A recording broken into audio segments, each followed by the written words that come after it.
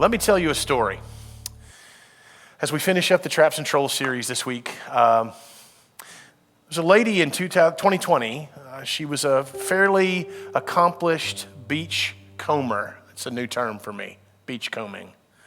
She liked sea glass and other types of shells, and she walked the beaches of Florida every day in her retirement looking for these things. And one day she found what she believed to be a plate from maybe an old Spanish ship that had wrecked, something like that. But it was covered in barnacles, and it had all kinds of seashells attached to it, and she didn't quite know how to clean it up.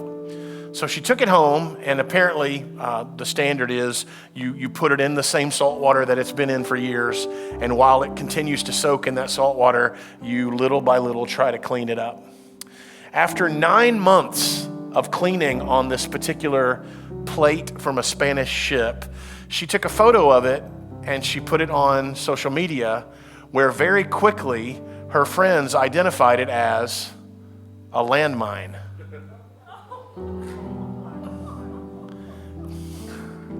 Yeah, a landmine that she had been keeping in a large lunchbox filled with seawater in her house as she tried to chip away at it with a hammer to get it clean. I want to start the day thinking about, as we've talked a lot about traps, the traps that we fall into and find ourselves with. I want to talk to you about the things that we value and hang on to, and we like them, and we like having them in our lives, and at the same time, we might not realize that that particular thing that we are drawn to for whatever reason is a bit of a landmine. That it could kind of blow up on us. And in particular, there's one landmine that I want us to think about today as we worship the Lord, as we read the scripture, and as we kind of consider what he's doing in our lives. And that landmine is the landmine of comparison.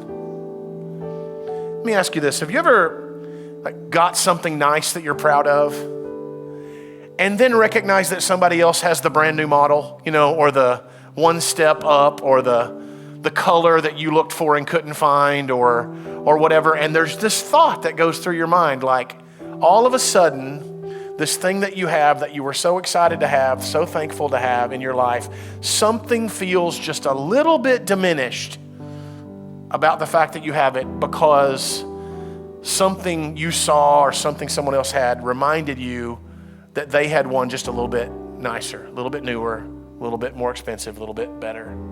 That's comparison. Maybe you ran as hard as you could run in a race, and you were sure that you were going to win. And at the end of the day, when you thought, this is my best time ever, this is the best I could give, you find out that you came in third in your age category. Man, I thought I was going to win it. Comparison, Maybe there was a time at work when you thought the promotion was yours. Somebody else got it. Started focusing on comparison. The scripture says some interesting things about comparison. 2 Corinthians 10:12 says this to us, not that we dare to classify or compare ourselves with some of those who are commending themselves, but when they measure themselves by one another and compare themselves with one another, they are without understanding. This is Paul after he has tried to say to the church in Corinth, I'm trustworthy. There were other people saying, we are more trustworthy. Paul is basically saying, I'm not going to get into that. I'm not going to get into a battle of comparing myself to them and you comparing them to me, and this isn't going to be a popularity contest. Paul reminds us that there's this real problem with comparison. And for whatever reason, we have a tendency to really, really want to do this. It's very tempting in our lives to compare our lives to someone else's life. It's very tempting to compare our children to someone else's children. It's very tempting to compare our Instagram photo to someone else's Instagram photo and to try and figure out why is it that they have it a little better than we have it. Or the opposite would be true, and to enjoy the fact that we have it a little better than they have it, right? Can I tell you a few things about that? You know that Instagram photo has been through 7 different filters before it was posted, right? Like, you know that, right? Have you ever sat back and watched somebody who's really focused on it take 98 photos and then pick the one that they like, right? That stuff's not real. If you find yourself competing with it, you're competing with something that's been photoshopped and filtered and shifted around. It's not real.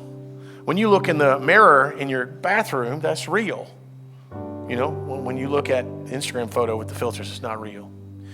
If we don't watch out, we fall into this trap, this landmine of comparison, and we miss out on the joy that God had intended and gives us, because instead of just living in the joy of the life that the Lord is working out in us, we focus way too much attention on other comparisons. In fact, the thing about this particular trap or landmine is that comparison is something only you can trigger. Nobody's making you compare yourself to anybody else. Even those who would compare themselves to you don't have control over how you take that, how you handle that, how you respond. You and I, we have control over whether or not we let ourselves be triggered, if I could use that word, by someone else's comparison, right? Comparison is a big deal in our culture. It causes us to have bumper stickers that go, you know, my honor student is better than your honor student, and somebody else that goes, well, my kid could beat up your honor student. You know, I think that's funny. It's probably not godly. It's funny. We have these comparisons over and over and over and over. What we're doing in this series and what our intention is today is to remember that we can safely sidestep all the traps that the enemy lays for us, all the landmines, by simply walking in grace and forgiveness. Woodlawn Church, we are a church that's going to walk in grace and forgiveness. That's who we are. It's who we plan to always be. So if you are here today and you think, you know what, I don't know what it's like to be a person who walks in grace or forgiveness. Well, open your eyes and open your ears, because the Lord is teaching us that. And you are here for the reason of learning and knowing what it is that God's doing in you. And if you are someone that says, man, I have enjoyed the moment of living and walking in grace and forgiveness, then make sure you don't let anything take that away from you, okay? Don't let anything steal it from you. Continuing on where we were, in 2 Corinthians 10, a few verses later, the Apostle Paul writes this: but we will not boast beyond limits. What does that mean? It means it's honest and confident to say what you really genuinely believe about yourself, but it becomes boasting when you start reaching beyond limits and exaggerating beyond what is real, okay? We will not boast beyond limits, but we will boast only with regard to the area of influence God assigned to us to reach even you. For we are not overextending ourselves as though we did not reach you. For we were the first to come all the way to you with the gospel of Jesus. Here's what Paul is saying. In the background of the story is this: Paul led the missionary journey and was a part of that came to the area of Corinth, where the gospel was first proclaimed and where these men and women first heard the gospel and first met Jesus and first started walking with the Lord. In those days, it was very normal for them to call someone like Paul their spiritual father, like the person who led them to Christ and introduced them to the gospel. It was very normal in those days. However, Paul was not a long-term pastorate. Paul didn't come and stay and be there for 40 years. Paul was there for a few years, and he went on with the gospel to another town, and he left people in charge of each of those areas. And in Corinth, those whom he left in charge had been overpowered, and some of them shifted their thoughts, and little by little, they were now hearing slightly different versions of the gospel. And Paul was coming back in saying, hey, what you're hearing is not right. This is not what I taught you. This is not what I told you. And they're saying, well, maybe you just think too much of yourself. Maybe you're just boasting, and these other guys, they know more than you. And he goes, I won't overextend what I'm saying. My confidence doesn't need to go beyond where it is, but I can tell you this. I was the one, and I was a part of the team who brought the gospel to you first. So please trust me, listen to me. I'm here to help you understand the real and genuine gospel of Jesus. Now, how is that applicable to us? It's applicable to us because the landmine of comparison is built onto our own pride. The trap of comparison is best avoided by keeping our pride contained. Why would I look at another man and compare myself to him?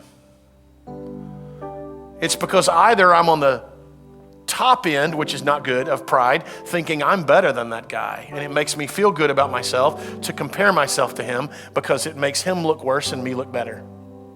Or I'm on the bottom side of pride, which means my self-confidence is broken and I don't understand what God really has done in me, and I don't see the really genuine value of the life that God has given me, and therefore I look at that man and it makes me feel horrible because I compare myself to him, and what he has I wish I had.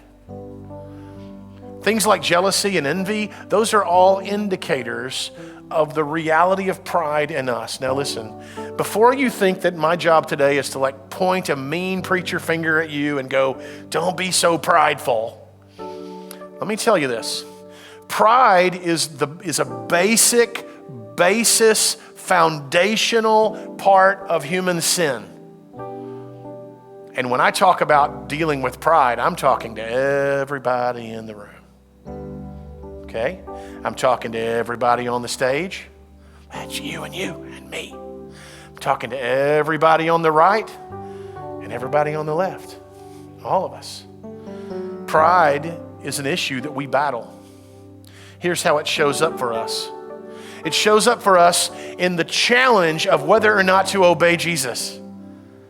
You're like, well, what does that have to do with pride? I'll tell you exactly what it has to do with pride.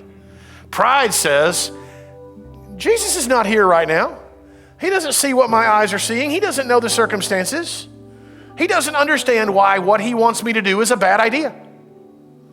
I need to inform him. All of a sudden, you see what I've done? I put myself up here and Jesus down here. That's pride. Right?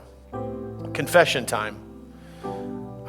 The Lord deals with me a lot in the passage between two things. Like I'm leaving this thing and I'm going to that thing and I'm driving in between or walking. It seems to happen in the scriptures a lot too. You see people being interacted with God while they're on a journey going somewhere. This week, I drove past a man who was in a wheelchair and he was in the lane in between two 4 lanes. So like he was in the turning lane in the middle. He did not have one leg.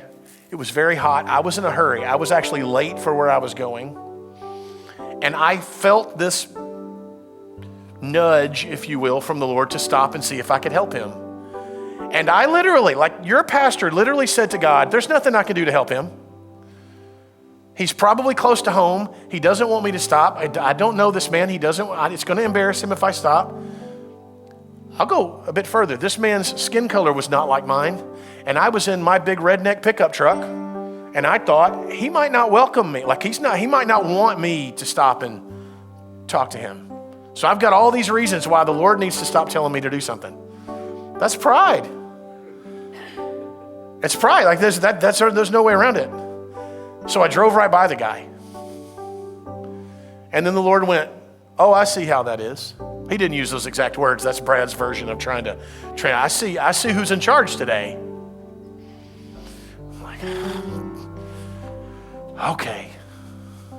It takes a Walmart parking lot to turn that truck around. So I had to find somewhere I could turn around. I turned around and I went back. And I pulled off to the side and I asked him if he needed help. And he said, no. That's what God, I came back and said, do you need help? And he said, no. I said, sir, is there anything I can do for you? And he said, yeah, you can pray for me. And so I prayed for him. We were sitting in the middle of the road. We shook hands. There was another need that he had, and I was able to help with that. It was just, and I left. It was like completely uneventful, very uneventful. But in moments like that, I don't really know if helping the man was the goal at all. I think maybe dealing with my pride was the issue. Like God is saying, are you or are you not going to do what I tell you to do? That's the issue. And so I encourage you today to ask the Lord about your own pride. Lord, am I up here above, like in a place where pride for me is a way to make myself feel better than other people? Or am I being beaten down by pride, and pride is this thing that makes me feel less than everybody else? In the long run, we're dealing with the same tendency, the same challenge. We're just on one side of it or the other. 1 John 3:11 says this, "For this is the message that you have heard from the beginning, that we should love one another.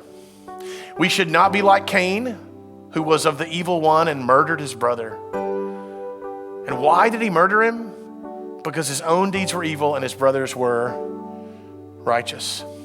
Pride is about loving yourself more than loving God and more than loving others.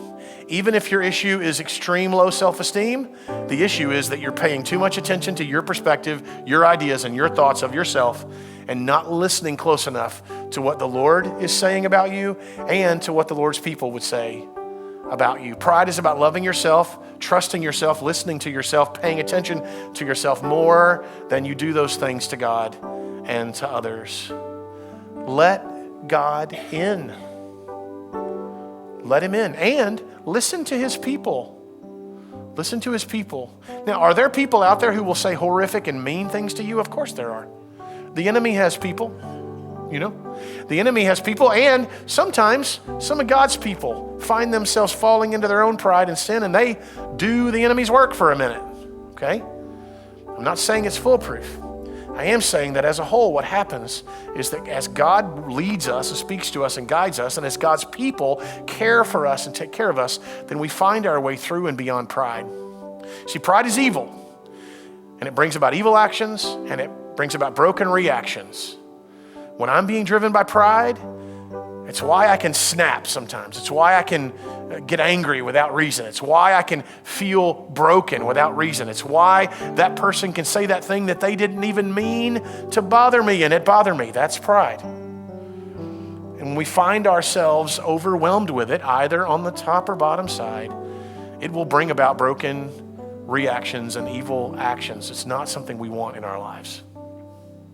So as you think about pride in your own life and all that God is doing to free you from it, let's worship. And I think, am I right? This is a time when maybe it's good for us to just stay seated because it's not about us, and just sing along and listen to the Lord. The Apostle Paul referenced Cain and his brother Abel when talking. It was John, and 1 John referenced the Cain and Abel story. The book of Genesis begins with God creating the world and then God creating people. And the first sin that we see is the sin of pride. Adam and Eve saying, I trust me more than I trust God. I'm going to do what I want. I'm going to eat the fruit. But one of the second things we see is the act of comparison. Two brothers looking at each other saying, am I more beloved by God, or are you more beloved by God? We see the comparison of two offerings, one from animal and one from the ground. And it results in this story that I'm going to read to you, the story of Cain and Abel from Genesis 4:1-16. If you have your Bibles on your phone or under your arm or in your purse, grab it, open it up. If you don't, just listen as I read. The Bible has been conveyed orally, a large portion of its history, where someone would stand, publicly read, and everyone else would listen. Now Adam knew Eve, his wife, and she conceived and bore Cain, their firstborn, saying, I have gotten a man with the help of the Lord. In other words, I've given birth to a son. And again, she bore his brother, Abel. Now Abel was a keeper of sheep, and Cain was a worker of the ground, a farmer. In the course of time, Cain brought to the Lord an offering of the fruit of the ground. And Abel also brought of the firstborn of his flock and their fat portions. And the Lord had regard for Abel and his offering, but for Cain and his offering he had no regard. So Cain was very angry, and his face fell. It's a way of describing his mood changing, okay? The Lord said to Cain, why are you angry? And why has your face fallen? In verse 7, if you do well, God says to Cain, will you not be accepted? And if you do not do well, sin is crouching at the door. He uses the visual of a cat about to pounce on its prey. The sin is crouching at the door. Its desire is contrary to you, but you must rule over it. In verse 8, Cain spoke to Abel, his brother, and when they were in the field, Cain rose up against his brother Abel and killed him. Then the Lord said to Cain, "Where is Abel, your brother?" And he said, "I do not know. Am I my brother's keeper?" Most likely still spoken in quite a bit of anger. What's it to me? Is it my job to pay attention to where that runt goes? It's kind of the thing he's got in mind. And the Lord said, "What have you done? The voice of your brother's blood is crying to me from the ground. And now you are cursed from the ground, which has opened its mouth to receive your brother's blood from your hand. When you work the ground, it shall no longer yield to you its strength. You shall be a fugitive and a wanderer on the earth." Cain said to the Lord, "My punishment is greater than I can bear. Behold, you have driven me today away from the ground, and from your face I shall be hidden. I shall be a fugitive and a wanderer on the earth, and whoever finds me will kill me." But in verse 15 it says, Then the Lord said to him, "Not so. If anyone kills Cain, vengeance shall be taken on him sevenfold." And the Lord put a mark on Cain, lest any who found him should attack him. Then Cain went away from the presence of the Lord and settled in the land of Nod, east of Eden. In this horrible tragedy, we see the story of two brothers turning in their offering to God. And God saying to one of them, "That's the way you do it. That's what I'm asking of you. That's what I want you to do." And God saying to the other one, "That's not what I wanted you to do. I want you to do it differently. I want to give you new direction." And right then, you see one brother look at the other brother and say, "Why did he pick you and not me? Why did he like yours and not like mine?" Instead of the brother, Cain, saying, "Lord, help me understand. How can I do better? Help me understand what I can do differently. Help me understand how I can change." Cain says, "No, the problem here is Abel. I need to get rid of him. If I can get him out of the picture, then I don't have to change, and I just get to be the me that I want to be and do it the way that I want to do it, and God will have to deal with it because I'll be the only choice he has." And Cain takes his brother out of the field and slaughters him. Now, that's an extreme story. It's a true story. It's a biblically true story. But it's an extreme story. Not all of our moments of comparison result in somebody walking into a field with you, okay? And at the same time, the temptation to compare, the temptation to say, "Why would God let them?" Or "Why did God make me? Why did God let that happen to me? Why did God not let that happen to them?" Let me clarify. I don't think there's a problem with asking the question, "Lord, why did I go through this? Lord, why did I experience that?" I don't think that there's a problem with asking the question. The challenge is in not listening to God's answer. God says to Cain in this story, this is not the offering that I wanted you to give. Okay, we don't know all the details of the conversation, but basically all it would have taken is Cain going, "Okay, what do I have to learn from this? What can I do differently next time?" We have no indicator at this point in the story that God just had it out for Cain. No matter what Cain did, God wasn't going to, that's not at all true. Cain's reaction, I told you earlier that when pride is at the base, you will end up with evil actions and broken reactions, right? Cain's reaction to what God said to him was to kill his brother. Those kinds of reactions come when we have pride as a problem in our life. Make sense? Two things to go home with today. One, the trap of comparison is diffused by a mindset of humility. Get this. When someone else gets exactly what you wish you had, humility lets you go, "I'm happy for you. I think that's really great that you got to experience that. Good for you. That's wonderful. When you don't get what you really wanted, humility lets you go, you know what? I bet the Lord has something else in store for me. I bet what I wanted wasn't what was best. And I can't wait to see what God's going to do next. Humility helps us not to see ourselves badly. Now let's get this clear, okay? Humility is not you going, I'm worthless, I'm useless, I'm unlovable. That's not humility, that's pride.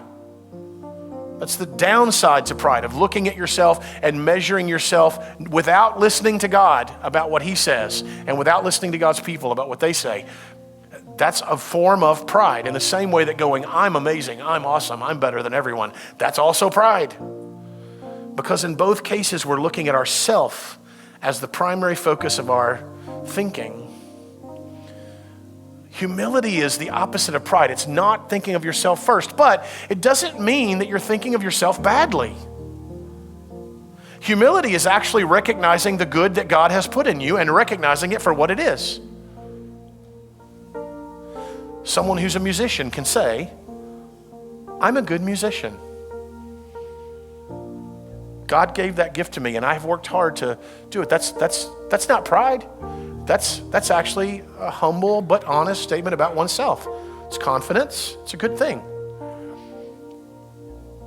We're not pushing beyond the limits that are real. I didn't say I'm the best musician that's ever lived. Like that's pride. Like, that's pushing it too far, okay? So somewhere in this world, in the middle, what we're supposed to experience is that I'm not going to live dominated by pride in such a way that it beats me down and makes me think less of myself. I'm also not going to live dominating others with pride where I think they're all less than me and I'm so much better than everybody else. But in the midst of that is someone who listens to God and listens to his people and believes what is true about themselves based upon what God's word says about them, and they live that life with humility. Best way to diffuse the bomb of comparison? Be humble. The second one is the trap of comparison is diffused by loving one another. By loving one another. If I genuinely love God, then I'm listening to him. It makes me humble. If I'm genuinely loving you, if you're genuinely loving the people around you, your family, your children, your parents, your neighbors, your coworkers, your friends, if I'm loving you, then I don't have a lot of time to compare myself to you or to put myself on a pedestal next to you or to put you on a pedestal next to me. I love you and you love me, and we're caring for each other as we love the Lord and walk with him. We diffuse the landmine of comparison by living a humble life in which we love other people. Make sense? This last song is one of my personal favorites. I got to tell you, I did not really like it the first time I heard it. And my son is a worship leader. He leads this song pretty often. And it became the one that if I was going to get to be at a church or at a service where he was leading, I would request it. I'd be like, I want you to do that one, right? Because it just became something for me that was beautiful. I want you to think about the lyrics for a second.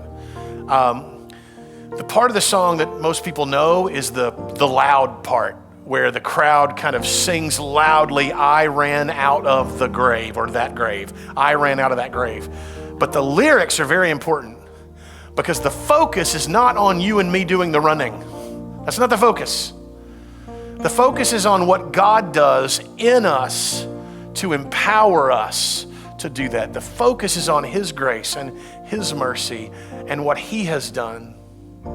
And because of what he has done, that changes what we can do. This song is called Glorious Day. I think that you've sang it before. I don't think it's new to everyone, but we would like to lead you in it, and I would love to encourage you to stand and worship with us.